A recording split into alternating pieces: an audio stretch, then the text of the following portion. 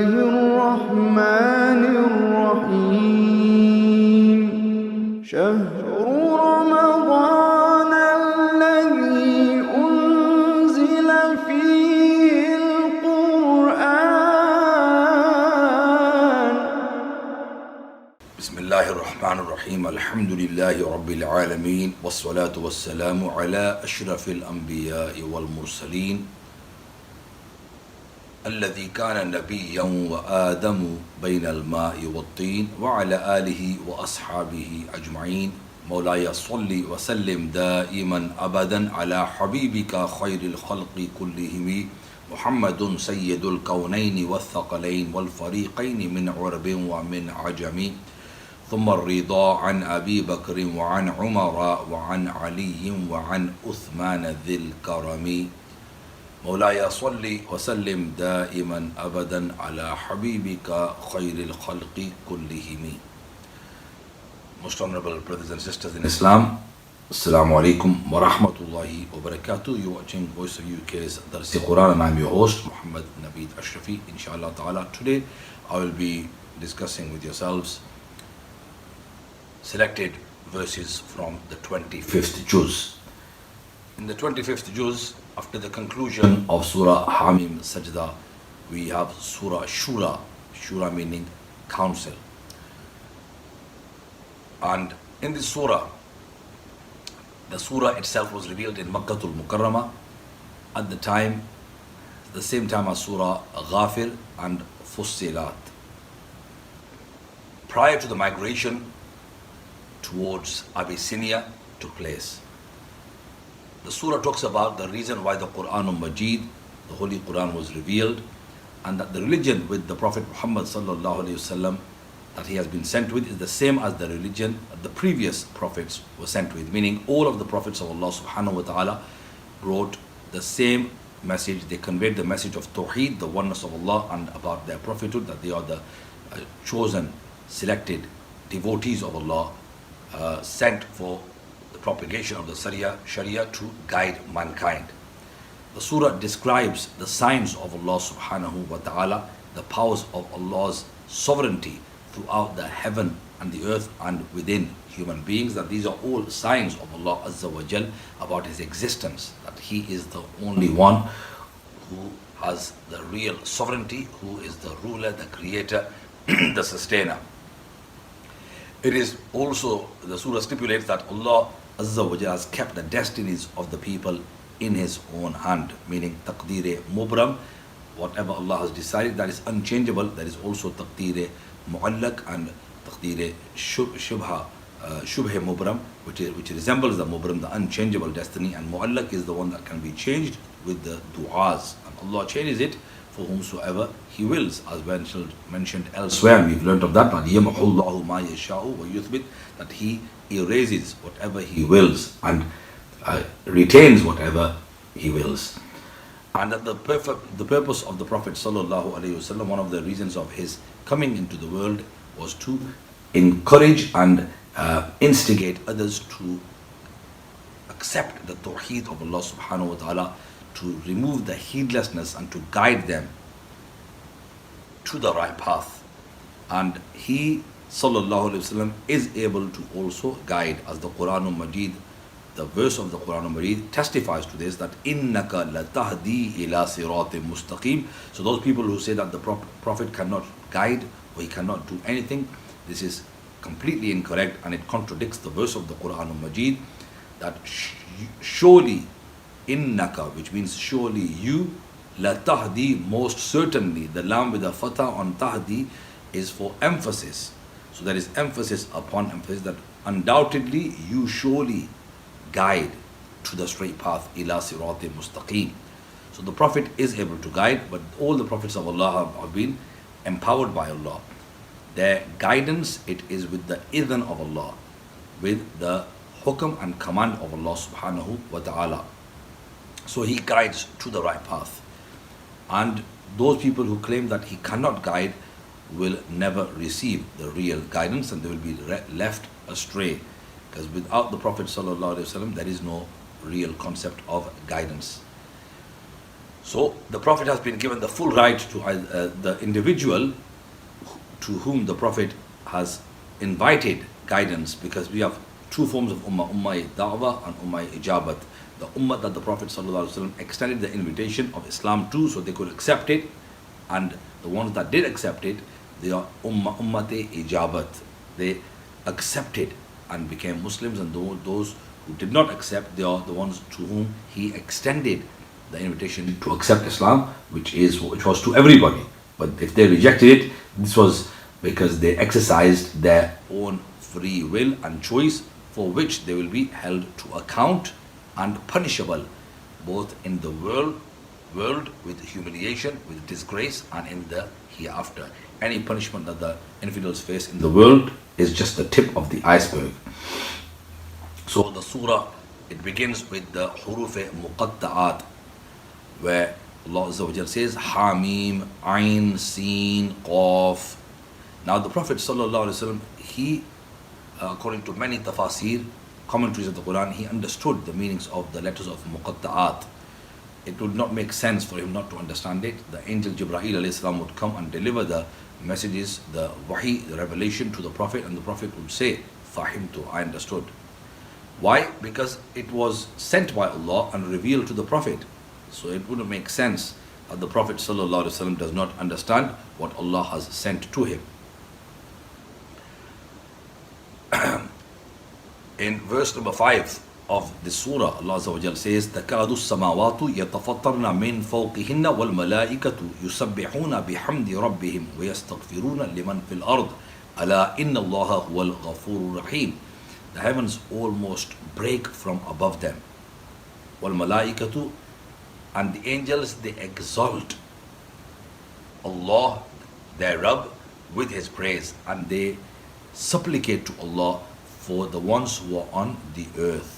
وَيَسْتَغْفِرُونَ, meaning they seek forgiveness for the ones who are on the earth, meaning for us. أَلَا إِنَّ اللَّهَ هُوَ الْغَفُورُ الرَّحِيمُ. Beware, surely it is Allah who is the oft forgiving and the oft merciful. Allah Azza wa Jal also mentions وَمَا تَفَرَّقُوا in verse number 14 إِلَّا مِن بَعْدِ مَا جَاءَهُمُ الْعِلْمُ بَغْيًا بَيْنَهُمْ وَلَوْلَا كَلِمَةٌ سَبَقَتْ مِن رَبِّكَ إِلَى أَجَلٍ مُّسَمًّى لَقُضِيَ بَيْنَهُمْ وَإِنَّ الَّذِينَ أُورِثُوا الْكِتَابَ مِن بَعْدِهِمْ لَفِي شَكٍّ مِّنْهُ مُرِيبٍ, which means, and they did not become divided until after knowledge had come to them. Out of jealousy, out of jealous animosity between themselves. بَغْيًا بَيْنَهُمْ وَلَوْلَا كَلِمَةٌ سَبَقَتْ مِن رَبِّكَ, and if not for a word that preceded from your Lord, meaning postponing the penalty until a specified time, إِلَى أَجْلٍ مُّسَمًّى لَقُضِيَ بَيْنَهُمْ, it would have been concluded between them. وَإِنَّ الَّذِينَ أُورِثُوا الْكِتَابَ, and indeed those who are granted inheritance of the scripture after them, or concerning it, disquieting, or in disquieting doubt. لَفِي شَكٍّ مُرِيبٍ. And Allah Azza wa Jal talks about His signs, that out of His signs, from amongst His signs, وَمِنْ آيَاتِهِ خَلْقُ السَّمَاوَاتِ وَالْأَرْضِ وَمَا بَثَّ فِيهِمَا مِنْ دَابَّةٍ, the creation of the heavens and the earth, and whatever has been dispersed فِيهِمَا, throughout them, مِنْ دَابَّةٍ, of the creatures. وَهُوَ عَلَى جَمْعِهِمْ إِذَا يَشَاءُ قَدِيرٌ, and He for gathering them when He wills is competent, is the most powerful. وَمَا أَصَابَكُم مِّن مُّصِيبَةٍ فَبِمَا كَسَبَتْ أَيْدِيكُمْ وَيَعْفُو عَنْ كَثِيرٍ, and a very important verse of the Quran, in which humans are told that the reason and the wisdom behind what we face in this world, whatever strikes you of disaster, of problems, وَمَا أَصَابَكُمْ, whatever you face and encounter out of the problems, disasters, difficulties, فَبِمَا كَسَبَتْ أَيْدِيكُمْ, it is what your own hands have earned. وَيَعْفُو عَنْ كَثِيرٍ, and He pardons, meaning He overlooks many, or many of those problems. Much of those problems difficulties are removed out of the grace and kindness of Allah. And Allah Azza wa Jal also mentions that He is the one. Lillahi mulku samawati wal ard. To Him belongs the dominion of the heavens and the earth, and He creates whatever He wills. He is the one who bestows, who gives to whom He wills female children, and to whom He wills male children. And He makes them both males and females. He gives some people males and females. وَيَجْعَلُ مَن يَشَاءُ أَقِيمًا. And He makes whoever He wants barren, so they cannot have children.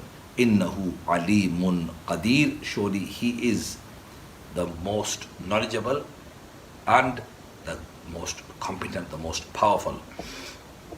So this surah, many verses in this surah, they explain to us the reason why we face problems. In most cases, they are due to our own earnings. Because of our own misdeeds, we are facing problems, difficulties, and difficult situations. But many of those problems are overlooked by Allah subhanahu wa ta'ala. And we also we attribute blame sometimes to women when we have a particular gender of a child, especially in the Asian community. In the Pakistani culture, we see this more rife, that when they have a daughter, then they attribute that to the woman and say that it is due to your fault, and they consider this a stigma. Na'udhu billah. They fail to understand the teachings of Islam and the benefits of having daughters. What the Prophet sallallahu alaihi wasallam has promised with regards to having a daughter, that whoever has 2 daughters or more, and he brings those daughters up according to Islam and then weds them off, then he will be with me in Jannah like these 2 fingers, meaning he will be this close to me in Jannah, in paradise. And that in another hadith, the mafhum of that hadith is that they will become a wall between him and hell. There is no hadith with regards to having sons that they will become a wall between the man and between hell and between that person, meaning they will protect him from being sent to hell. And that the person who has sons, he will be close to the Prophet sallallahu alaihi wasallam. There is nothing to state that. This was a practice of the kuffar, that they would consider it to be a disgraceful thing, and to have daughters and then they would bury them. So today people are aborting them. They are still following that custom of the days of ignorance. Also Surah Zukhruf is also in the 25th juz, and the summary of this surah, it was revealed in Makkah al-Mukarramah at the same time as Surah Ghafir, Fussilat and Shura, around the 7th year or 4th year of prophethood. It makes a severe criticism on the Quraysh and on the common Arabs' creeds and their superstitions. Even today we see people are suffering from superstitions, and they go to these amilin, they go to these fake peers, and then they become victims of deception, where women have been humiliated, dishonored, they've lost their money, they've lost their honor because of going to these fake people. They do not have that trust and conviction in Allah subhanahu wa ta'ala, in their deen. The Prophet sallallahu alaihi wasallam, when he would face any difficulties or problems, he would pray 2 units, 2 cycles of prayer, turn to Allah subhanahu wa ta'ala, supplicate to Allah azza wa jal. So people, they suffer from superstition. At that time they were suffering from superstition. Today we see that we see this as well. This is because of ignorance. They do not have knowledge of Islamic teachings, and out of ignorance, those people, they would ascribe females to Allah subhanahu wa ta'ala and say that these angels are females and they are Allah's children. Na'udhu billah. So this is refuted. The surah also tells us that the revelation of the Quran al-Majid is a mercy of Allah subhanahu wa ta'ala, and God chooses whomsoever He wills to convey His revelation. That it is Allah subhanahu wa ta'ala's choice, and the surah warns and admonishes people for their blind adherence to the faith of their forefathers, meaning that their forefathers who used to worship idols, they were engaged in idolatry and they were victims of ignorance. Now the Prophet, the Messenger of Allah, has come to you. He is demonstrating to you miracles, the Quran itself being the greatest miracle. So you should take heed, look at the signs, ponder over the signs of the Quranic verses, and do justice to yourself and accept this message that is being conveyed to you by the messenger sent by Allah, and in this way you will be protected from the eternal punishment of the hellfire. Stay with us, inshallah. I will join you after a very short break. Assalamu alaikum wa rahmatullah.